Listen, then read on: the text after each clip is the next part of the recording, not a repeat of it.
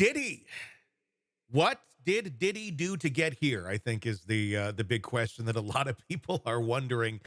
Joining me to discuss all of this, Siobhan Scott, psychotherapist and author. I mean, this is a man who really did have it all. Kind of came from nothing, had the American dream, if you will. I mean, to a very extreme extent. Built businesses, built an empire, had the money, had well, everything. I mean, and there's a lot of things he had too that weren't too good, that have been brought up over the years. But now, oh my goodness, the allegations that have been made against him civilly, not yet criminally, at least as of this recording, are pretty shocking. Uh, Siobhan, let's kind of start here. I know it's a very wide question, but you're starting with someone who doesn't have anything and building it all the way to this, to such successes. How does it happen to go to this level of, normalcy to depravity? Yeah, it's really in the bizarre category. It makes some of the other perpetrators who have been in the news. I thought of Bill Cosby. Hmm. We were all horrified by that. Famous guy, had everything, Hmm. and ended up with this, proven history of being a predator. Hmm. And I think that that's really where it goes. Is this kind of behavior doesn't just start Hmm. at some point in adulthood. This is a person who was aberrant from way back. And, you can say probably multiple paraphilias, these bizarre sexual drives Hmm. that can become very addictive. And so I would say, this is a person with multifaceted personality aspects that he apparently kept undercover to some degree very effectively.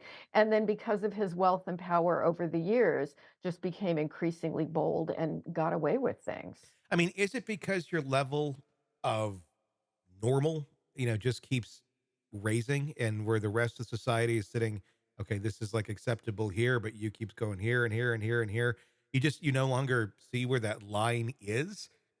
And you have that level of wealth and insulation from the rest of the world that Yeah, you just yeah, I don't know. I mean, it's just kind of mind blowing, I think, to a lot of us that one person, I mean, that a person could get there. I mean, obviously there's horrible people who have, no money and wealth and no status that yeah. are into these sort of things. But to have all of that and to risk it all and to throw it all away on some of these things, it's shocking what people can do in an insulated environment. Very insulated environment, power comes with that kind of wealth. And it's also, I think, indicative of how non-rational people can be, Hmm. especially people with sexual paraphilias. And of course, people on the lower socioeconomic stratus get caught. Hmm. Often they get caught very quickly. But wealthy people, as you mentioned Epstein, wealthy people, um, because of their power, get away with things for a long time, and just do keep increasing with the bizarre behavior. Why is it that we see it so frequently with the uber wealthy? They're this thing for kids, this pedophilia thing that goes on. I mean, and it's shocking how common it is. I think it's even more common than a lot of us think it is, or want to Yeah. believe it is, especially on this level. I mean, is this something where these individuals experience some sort of trauma at a younger age, then are repeating the pattern? I mean, that's what we typically see with people who are not on that sort of level.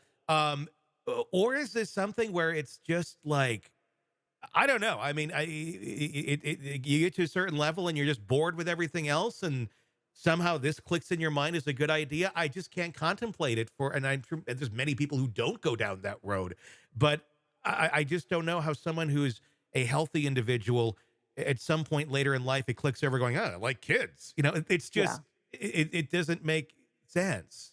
Yeah, yeah. The tendency to have these aberrant sexual appetites and drives doesn't just happen in adulthood. Hmm. That has been there from the get-go, from usually early adolescence.